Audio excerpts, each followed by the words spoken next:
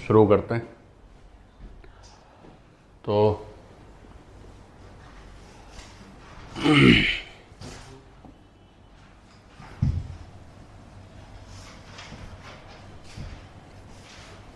बच्चों, जो हमारी पिछली क्लास थी तो हम प्लेट्स के बारे में सीख रहे थे।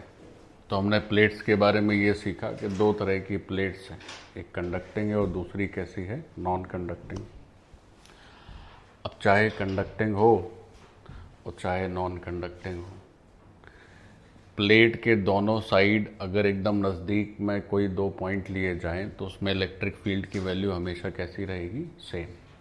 और वो वैल्यू कितनी हो जाती है, Q/2ε0। ठीक, Q क्या है? अब आपको बस थोड़ा ये ध्यान रखना है कि अगर कंडक्टिंग प्लेट है तो उसमें क्या होगा, Q जो है आधा आधा बढ़ जाएगा। तो there shall be two layer for charges, two layers for charge. और अगर नॉन कंडक्टिंग है तो there shall be single layer of charge, है ना। तो बस इतना ही से ध्यान रखना है। अब बच्चों क्या हो रहा है कि हम लोग प्लेट्स में ही थोड़ा आगे काम करेंगे, प्लेट्स में ही आगे काम करेंगे, लेकिन अब मल्टीपल प्लेट्स की बात करेंगे, है ना। फिर देखेंगे कि चार्ज डिस्ट्रीब्यूशन कैसे होता है। तो पहले दो प्लेट्स में चार्ज डिस्ट्रीब्यूशन करेंगे, फिर तीन चार कितने भी प्लेट्स हो सकते हैं। और कंडक्टिंग प्लेट्स की बात करनी है, क्योंकि जब हम कैपेसिटर की बात करते हैं तो मेनली कंडक्टिंग प्लेट्स की ही बात करते हैं। ठीक, तो अब हम लोग ये सीखने जा रहे हैं कि अगर मल्टीपल कंडक्टिंग प्लेट्स हैं बच्चों तो कैसे चार्ज डिस्ट्रीब्यूशन होगा, है ना। So let's begin for today. तो बात होगी कि चार्ज का रीडिस्ट्रीब्यूशन करना है मल्टीपल कंडक्टिंग प्लेट्स के केस में। So that will be the heading. तो हेडिंग हो जाएगी हमारी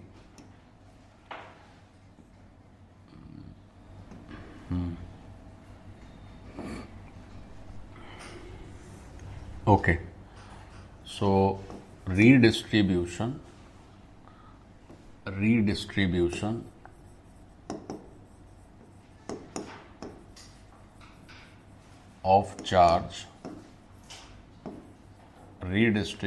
of charge, in case of, या for multiple ऐसे लिख लेते हैं, for multiple conducting plates, for multiple conducting plates। ठीक, चलो शुरू कर रहे हैं। तो बात चलेगी कि चार्ज का रीडिस्ट्रीब्यूशन कैसे होगा अगर मल्टीपल कंडक्टिंग प्लेट्स है तो देखो कैसे होगा। तो पहले बच्चों क्या करेंगे कि हम लोग दो प्लेट्स की चर्चा करेंगे। वैसे में अभी हम लोग क्या करेंगे कि बड़ा डिटेल्ड इसका पूरा एनालिसिस करेंगे, बट इसका फिर बाद में एक छोटा सा शॉर्टकट आ जाएगा। तो वो सब शॉर्टकट वगैरह बहुत कॉमन होते हैं, लगभग सब हर बच्चे वो सब यूज़ करते हैं। तो पहले एक बेसिक पूरी एनालिसिस कर लेते हैं, फिर कैसे हमें डायरेक्टली करना है वो भी हम सीख लेंगे। तो मल्टीपल कंडक्टिंग प्लेट्स हैं, तो अब ऐसा करते हैं कि से दो कंडक्टिंग प्लेट्स ड्रॉ करते हैं, है ना। फिर देखते हैं कि चार्ज का डिस्ट्रीब्यूशन कैसे कैसे होगा। So let's have two conducting plates. तो मैं यहाँ पे सामने आपके ड्रॉ कर रहा हूँ, आप भी बच्चों साथ ही साथ ड्रॉ कर लें। थोड़ा फास्ट ड्रॉ करेंगे। तो से ये एक प्लेट हो गई, और इसकी बहुत कम थिकनेस है, जैसे कि लास्ट क्लास में हम लोग सीखे थे। और इसके पड़ोस में एकदम एक और बनाए देते हैं। तो ये केवल आपको उसका फ्रंट एज नज़र आ रहा है प्लेट का, पूरा प्लेट नहीं दिख रहा है, तो केवल वो एज नज़र आ रहा है।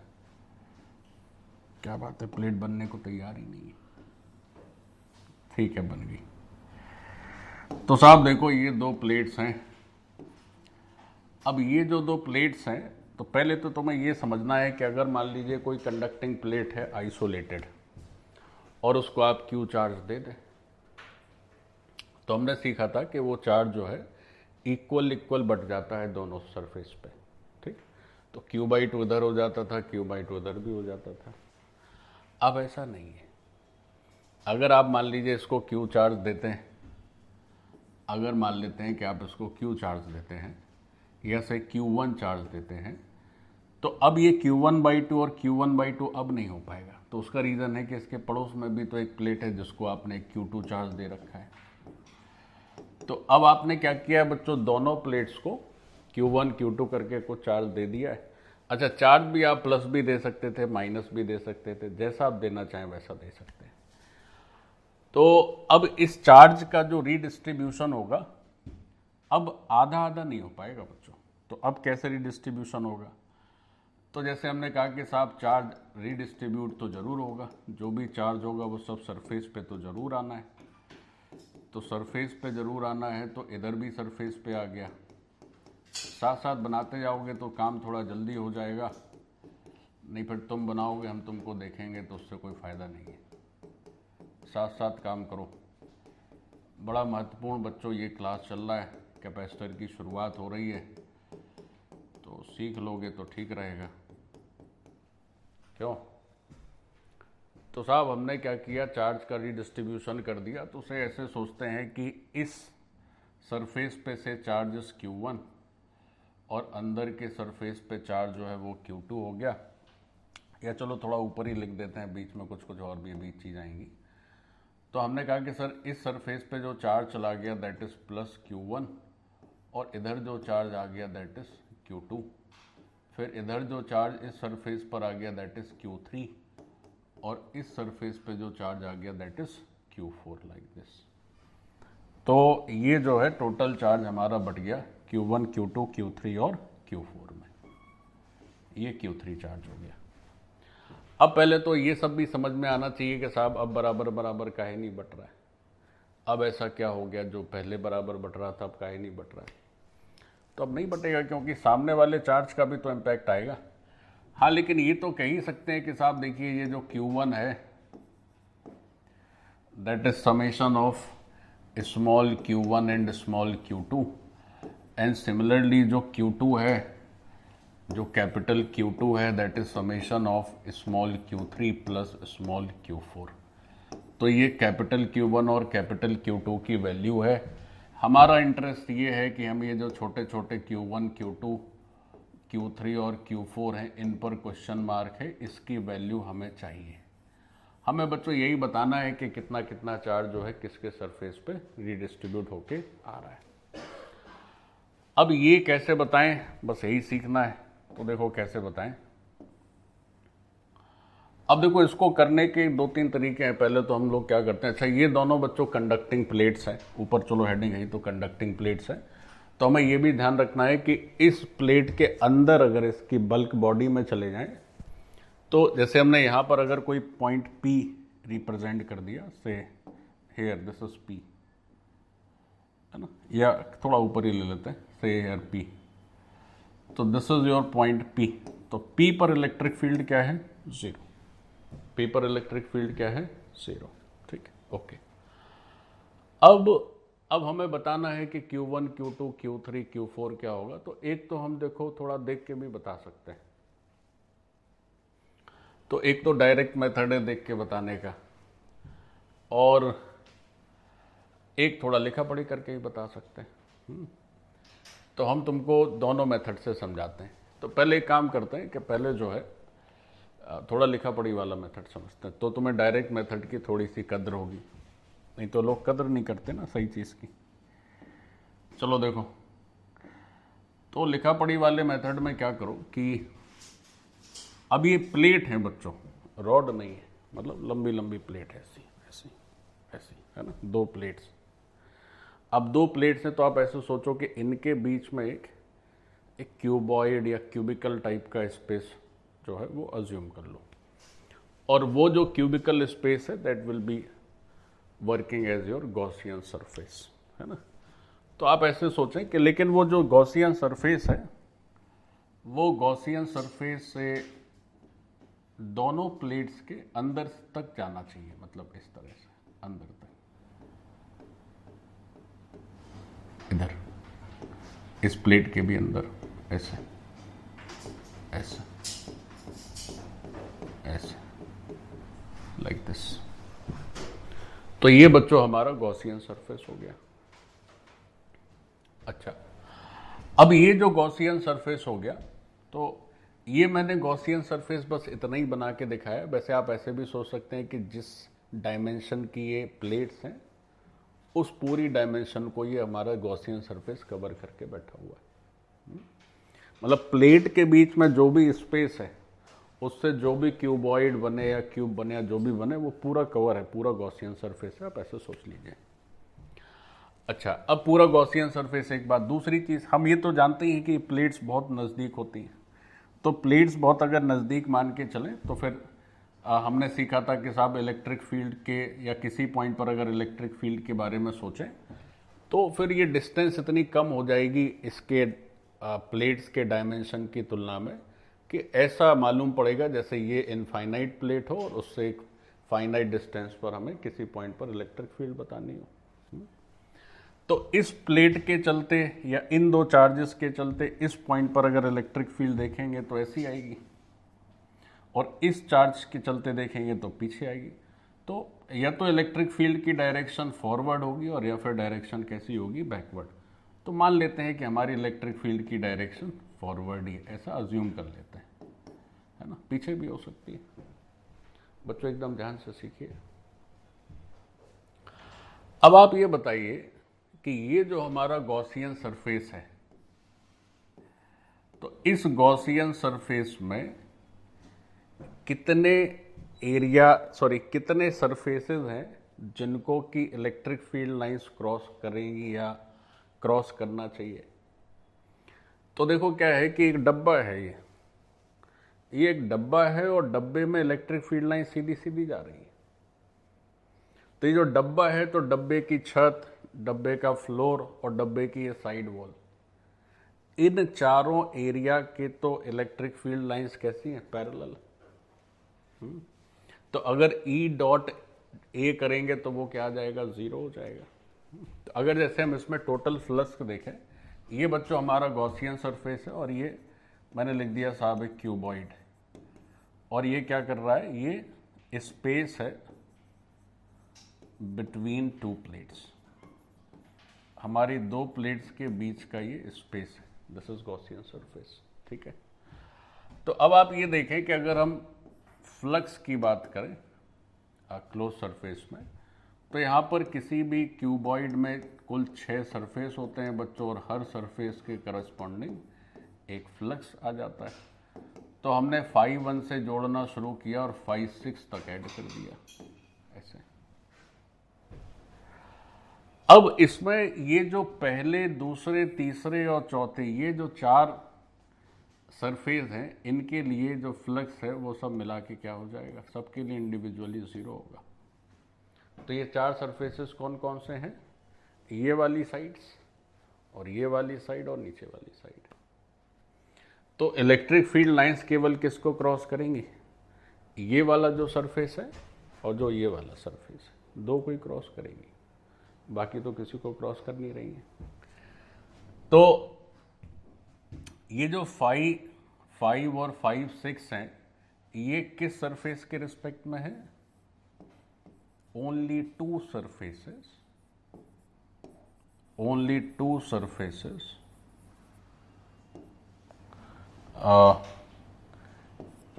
Electric field lines are crossing,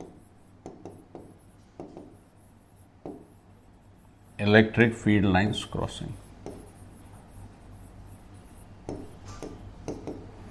अब देखो इसमें भी एक चक्कर है साहब, क्या चक्कर है, ये जो इलेक्ट्रिक फील्ड लाइंस है, चूंकि हमने अपना गॉसियन सरफेस हमारी प्लेट के अंदर तक लिया हुआ है, तो जो इलेक्ट्रिक फील्ड लाइंस है बेसिकली देखा जाए तो उसको भी क्रॉस नहीं कर पाएंगी। तो क्रॉसिंग वर्ड की जगह हमें क्रॉसिंग टर्म नहीं लिखना चाहिए, हमें लिखना चाहिए इलेक्ट्रिक फील्ड लाइंस जो है वो only two surfaces electric field lines are perpendicular to surface, ये लिखना ज़्यादा ठीक है। ठीक है, केवल 2 सरफेसेस हैं जिनको इलेक्ट्रिक फील्ड लाइंस जिनके परपेंडिकुलर है, बाकी सबके तो पैरेलल ही, कोई क्रॉसिंग ही नहीं है। अच्छा, अब साहब दूसरी बात यह है कि जैसे फाई का जो गॉस लॉ के हिसाब से फाई की वैल्यू है that is Q enclosed, divided by epsilon not. तो ये जो तुम्हारा इतना बड़ा गॉसियन सरफेस है, इसका जो इसके अंदर का इनक्लोज चार्ज है दैट इज हाउ मच। तो वो जो इनक्लोज चार्ज है वो है Q2 प्लस Q3। अंदर की तरफ चार्ज कितना है? Q2 प्लस Q3 और नीचे है एप्सिलॉन नॉट। तो अगर ये सिर्फ फर्स्ट रिजल्ट है और ये सेकंड रिजल्ट है और दोनों को अगर क्लब कर दिया जाए तो क्या परिणाम बनता है, जरा देखो। तो परिणाम ये बनता है, पहले और दूसरे से परिणाम ये बनता है कि जो Q2 plus Q3 by epsilon है नॉट है दैट इज इन 5 और 5 के बराबर है, ऐसा।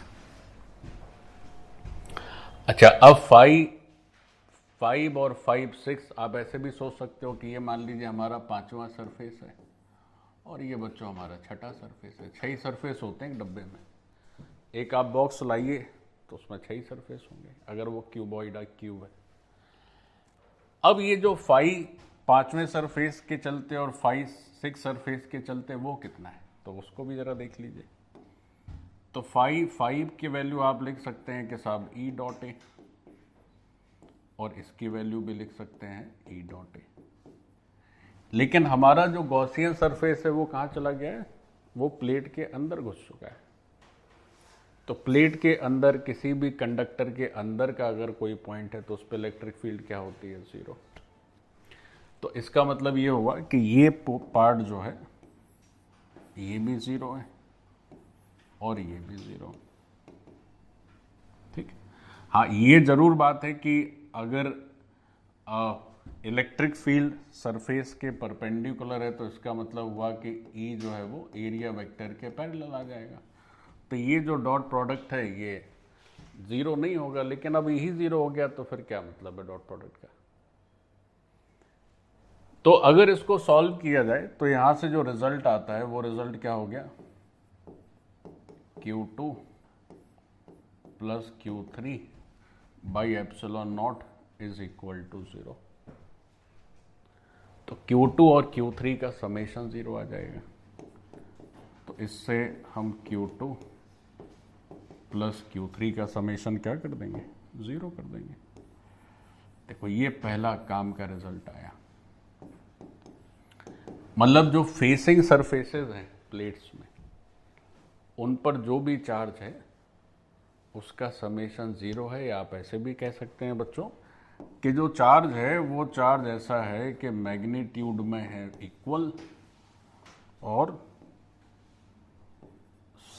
ये जो आपका साइन है उसमें है ऑपोजिट। यानी Q2 और Q3 में बस प्लस माइनस का फर्क है। इतना सीख लिए। तो कैसा भी चार्ज अगर हम अपने प्लेट्स को देंगे तो दोनों चार्जेस में क्या होगा? Magnitude is always same, the difference is only of polarity. एक प्लस है तो दूसरा माइनस। ठीक। अब साहब ये तो बात हो गई, अब बस हो गया, बस इतने की जरूरत थी। तो जब शुरुआती जो इक्वेशन हम लोग लिख रहे थे चार्ज की, तो क्या क्या लिख रहे थे? तो पहली इक्वेशन थी कि भाई ये हमारा जो Q1 चार्ज था फर्स्ट प्लेट का, that was Q1 plus Q2। और फिर दूसरी इक्वेशन थी कि जो सेकंड प्लेट का चार्ज था that was Q3 plus Q4, that was Q3 plus Q4। अब यहां से आप ऐसा कर सकते हैं कि हमें क्या चाहिए था? Q1, Q2, Q3, Q4 की वैल्यू चाहिए। तो क्या किया जाए, कैसे निकले? हाँ, एक इक्वेशन की ज़रूरत और पड़ेगी साहब। एक इक्वेशन तो हो गई, तो इसको भी लिखने की ज़रूरत नहीं है, एक की ज़रूरत और पड़ेगी। तो वो देखो क्या है। अब एक इक्वेशन और कहाँ से प्रकट हो? देखो, ये सब बातें हैं तुम्हें याद रह जाए अति उत्तम है, तुम खा जाओ तो भी अति उत्तम। हम तुमको एक सरल तरीका बताएंगे ऐसा नहीं है, वो भी बड़ा कॉमन है सब जगह, ठीक ठाक जहाँ भी कोई जेन्युइन जगह होगी सब जगह वो सरल तरीका बताया जाएगा, लेकिन जानना बच्चों जरूरी है, ऐसे ही आपकी धीरे धीरे नॉलेज बिल्डअप होगी। तो भाई एक इक्वेशन हो गई कि Q2 और Q3 का समेशन 0 या माइनस का फर्क है, एक की दरकार, और एक की दरकार कैसे पूरी हो, देखो यहाँ से ये जो पॉइंट P है ये प्लेट के अंदर है, ये क्या है, प्लेट के अंदर है। अच्छा, पॉइंट P के इस तरफ चार्ज Q1 है, इधर है Q2, फिर है Q3 और फिर है Q4। तो हम क्या कर रहे हैं, पॉइंट P पे जरा इलेक्ट्रिक फील्ड की बात कर लेते हैं, तो उससे एक रिलेशन और आ जाएगा, उसी से हमारा काम चल जाएगा। देख लो जी, देख लो, मान लेते हैं कि पॉइंट P साहब हमने बना दिया अलग से, this is your point P। अब पॉइंट P के इधर कौन सा चार्ज है साहब, तो पॉइंट P के इधर है प्लस Q1, इधर कौन सा चार्ज है, प्लस Q2। फिर इस प्लेट के लिए कौन कौन से चार्जेस हैं, प्लस Q3, और उसके उस साइड कौन सा है, plus Q4। So these are the 4 charges जो P को कवर किए हुए। तो अगर पॉइंट P पर हम इलेक्ट्रिक फील्ड देख लें, देखो जरा, तो पॉइंट P पर इलेक्ट्रिक फील्ड की चर्चा हो रही है, तो इस Q1 के चलते इलेक्ट्रिक फील्ड उस तरफ आएगी, तो इसको मैं लिख रहा हूं EQ1। Q2 के चलते इधर आएगी, Q3 के चलते भी इधर ही आएगी, और Q4 के चलते भी इधर ही आएगी। तो इसको लिखेंगे EQ2 plus EQ3 plus EQ4, है ना भाई। चार्जेस उस तरफ है तो इधर आएगी, और चार्जेस इस तरफ तो उधर आ जाएगी। दूसरी बात क्या है कि ये Q1 Q3 Q1 Q2 एक दूसरे सरफेस पर है, एक ही प्लेट पर है, और ये दूसरी प्लेट पर है, और दो प्लेट के बीच का डिस्टेंस बहुत छोटा है, तो ये मानते ही है, यानी प्लेट की जो साइज है उसके हिसाब से डिस्टेंस बहुत कम है। तो अब बस वैल्यूज रख देनी है। अच्छा एक बात बताओ, ये पॉइंट P कहाँ पर है, ये पॉइंट P जो है साहब वो इनसाइड कंडक्टिंग प्लेट है, हम इनसाइड से लिख रहे हैं, बताइए ये जो पॉइंट P है वो कहाँ पर है, इनसाइड कंडक्टिंग प्लेट है, प्लेट के अंदर पाया जा रहा है साहब। तो अब इतने समझदार आप हैं कि कंडक्टर के अंदर पॉइंट है P, तो इलेक्ट्रिक फील्ड क्या होगी, 0। अब नेट वेक्टर कुछ आना ही नहीं है, तो मतलब हुआ इधर की फील्ड बराबर इधर की फील्ड, तभी ना 0 होगा। तो इससे ये बात पता चली कि चूंकि EP इनसाइड है तो वो 0 हो गया। तो एक बात ये पता चल गई कि साहब देखो EQ2 लिखो, फिर EQ3 लिखिए, फिर आप EQ4 लिखिए, और ये बराबर हो जाएगा EQ1 के। अच्छा, तो अगर प्लेट का एरिया दोनों का सेम ही पकड़ लेते हैं, तो प्लेट का एरिया अगर सेम पकड़ लेते हैं, तो अगर एक इनफाइनाइट प्लेट है और उसका सरफेस चार्ज डेंसिटी सिग्मा है, तो उससे d डिस्टेंस पर अगर इलेक्ट्रिक फील्ड चाहिए तो क्या वैल्यू आती है जी, सिग्मा बाई 2 एप्सिलॉन नॉट आती है, बिल्कुल सही। तो जिस सरफेस पर Q2 चार्ज है तो उसकी सरफेस चार्ज डेंसिटी क्या हो जाएगी, Q2 बटे टोटल एरिया, नीचे 2 एप्सिलॉन नॉट। फिर जिस पर Q3 चार्ज है, लिखते चले जाओ बैठ के, मजा मत लो, तो Q3 बाई है नीचे 2 एप्सिलॉन नॉट। फिर जिस सरफेस पर Q4 चार्ज है तो Q4 बाई ए बटे 2 एप्सिलॉन नॉट, और जिस सरफेस पर बच्चों Q1 चार्ज है तो Q1 बाई ए, और नीचे क्या हो जाएगा, 2 एप्सिलॉन नॉट। तो उसका रीज़न है कि भाई जो इलेक्ट्रिक फील्ड है इनफाइनाइट चार्ज डिस्ट्रीब्यूशन के चलते अगर वो प्लेट है तो that is sigma by 2 epsilon not. ये आप बचपन में पढ़ा करते थे, है ना। ये मैग्नीट्यूड लिख देता हूँ मैं, वेक्टर का साइन लगाना ठीक नहीं है। चलिए साहब, तो ये जो है हमारा ये हो गया। अब इसको सॉल्व कर लिया जाए, तो सॉल्व क्या कर लिया जाए कि 2 एप्सिलॉन नॉट तो सब जगह ही है, तो सब जगह से निपट जाएगा, ए भी सब जगह है तो वो भी सब जगह से निपट जाएगा। तो ले दे के जो रिजल्ट आया that is Q1 is equal to Q2 plus Q3 plus Q4। ऐसा आ गया ये Q1 की वैल्यू आ गई, Q2, Q3, Q4 का समेशन हो गया। सो this is the value for Q1। तो ये हमारे लिए सेकेंड रिलेशन हो जा रहा है। अब पहले दूसरे रिलेशन को यूज करके हम सब बता देंगे फटाफट, देखो कैसे। अब देखो जरा, ये जैसे ये जो सेकेंड रिलेशन है, तो इस रिलेशन में Q2 और Q3 का समेशन एक जगह लिखा हुआ है, तो वो तो साफ जीरो होता है, अभी देखा था हमने, क्योंकि Q2 और Q3 क्या है, फेसिंग चार्जेस हैं ऑपोजिट फेसेस पर। जो फेसिंग सरफेसेस हैं उन पे चार्जेस हैं, उनका समेशन जीरो था। तो साहब जो Q1 की वैल्यू है वो Q4 के बराबर हो गई। देखो एक बड़ा अच्छा रिजल्ट आ गया, तो Q1 इक्वल टू Q4 हो जा रहा है। अब जो शुरुआती जो डिस्ट्रीब्यूशन हमने सीखा था, तो हमने सीखा था कि साहब कैपिटल Q1 लिख रहे थे तो Q1 प्लस Q2 हो रहा था, और कैपिटल Q2 लिख रहे थे तो ये Q3 प्लस Q4 हो रहा था। देखो जरा, कह रहे हैं कि जो Q1 है सो Q4 है, जो Q1 है सो Q4 है। तो इन दोनों को क्या करो, ऐड कर दो।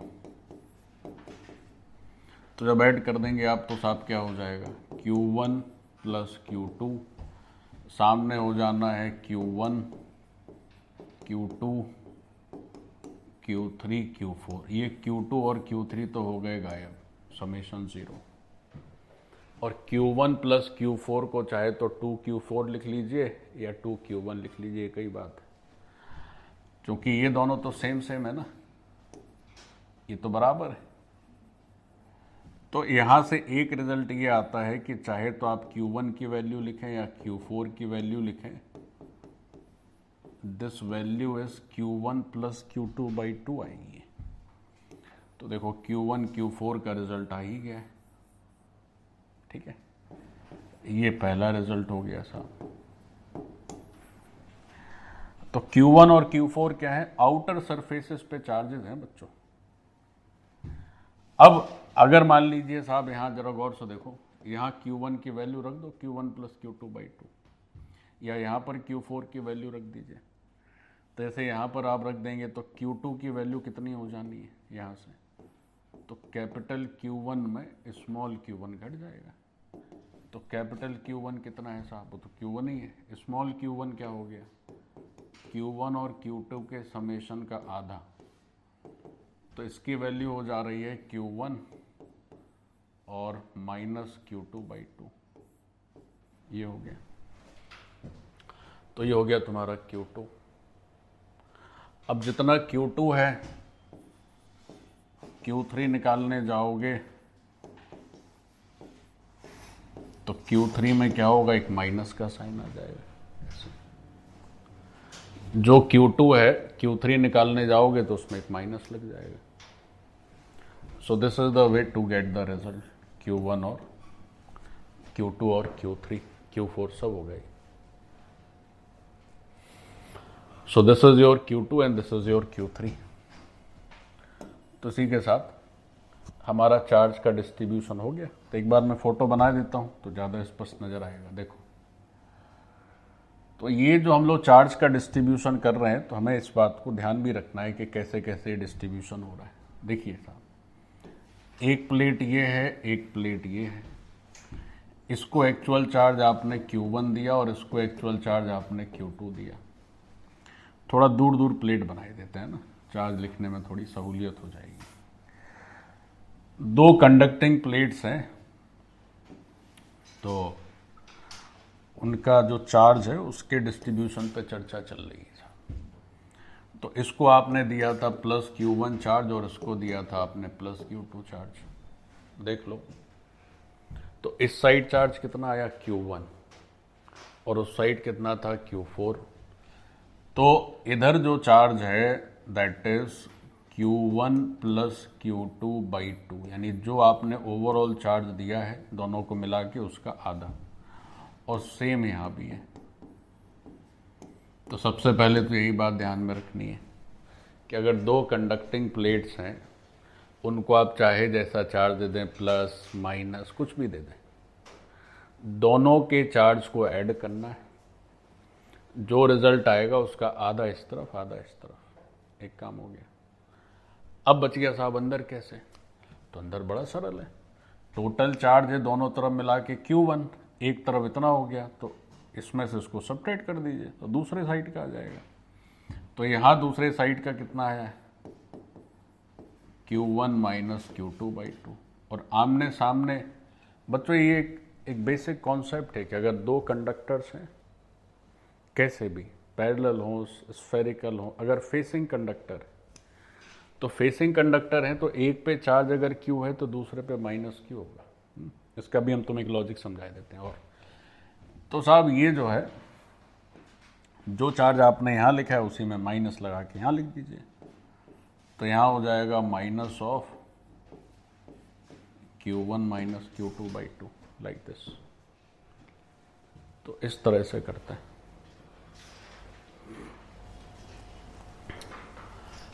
तो अगर चार्ज के रीडिस्ट्रीब्यूशन की बात है तो हमें तीन बातें बच्चों ध्यान में रखनी है। पहली, आउटर सरफेस का चार्ज दोनों चार्जेस का समेशन बाई 2। दूसरी, अब इस प्लेट पर जो चार्ज आएगा वो कैसे आएगा, तो टोटल चार्ज में उसको सब्ट्रैक्ट कर दीजिए तो दूसरे हिस्से का चार्ज आ गया। तीसरी, यानी चार्ज कंजर्वेशन का यूज कर लीजिए और अच्छी भाषा में कहें तो। और तीसरी बात ये ध्यान रखना है कि आमने सामने के जो फेसिंग सरफेसेस हैं उन पर चार्ज का मैग्नीट्यूड सेम, बस साइन का फर्क रहेगा, एक प्लस दूसरा माइनस। लिख लो तीनों बातें, लिख लो, points to remember.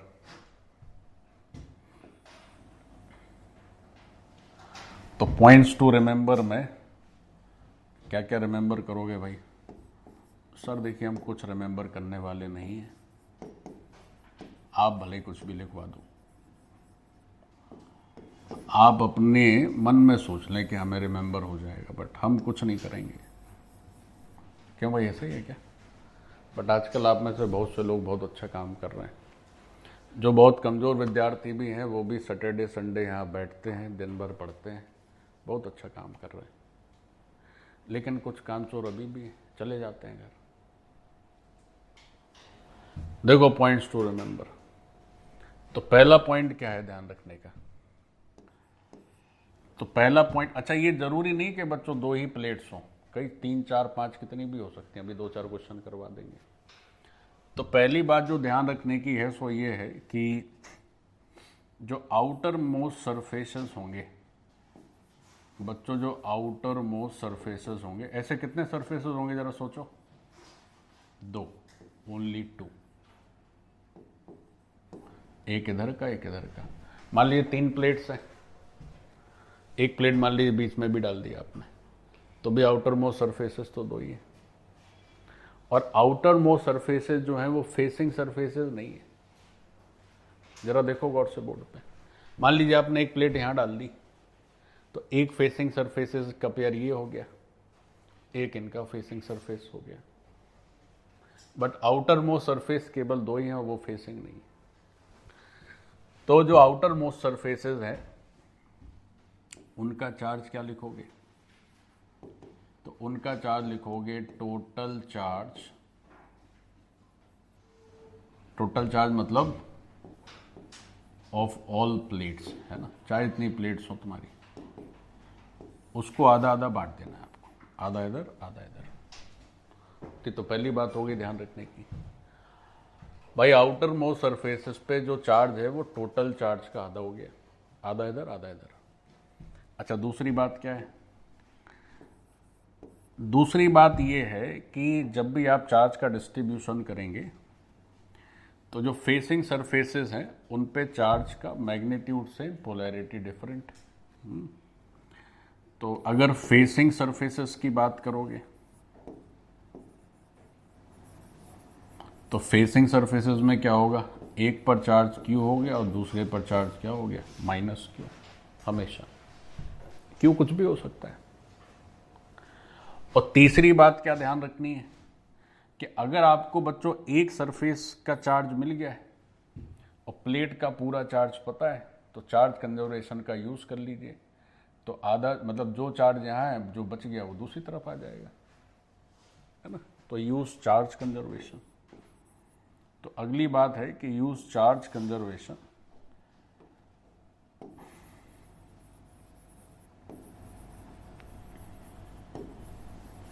Use charge conservation to get charge on all the surfaces, on all the surfaces, like this। तो ऐसे करना है भाई, चार्ज कंजर्वेशन का यूज करिए तो आपको हर सरफेस पे चार्ज पता चल जाएगा। अच्छा, चार्ज कंजर्वेशन का मतलब क्या है? मतलब इतना ही सा है कि कोई भी प्लेट है, कोई भी प्लेट को आपने चार्ज दे दिया है Q और एक तरफ बांट दिया Q1, एक तरफ बांट दिया Q2। तो चार्ज कंजर्वेशन का केवल यही मतलब है कि this capital Q is summation of Q1 plus Q2।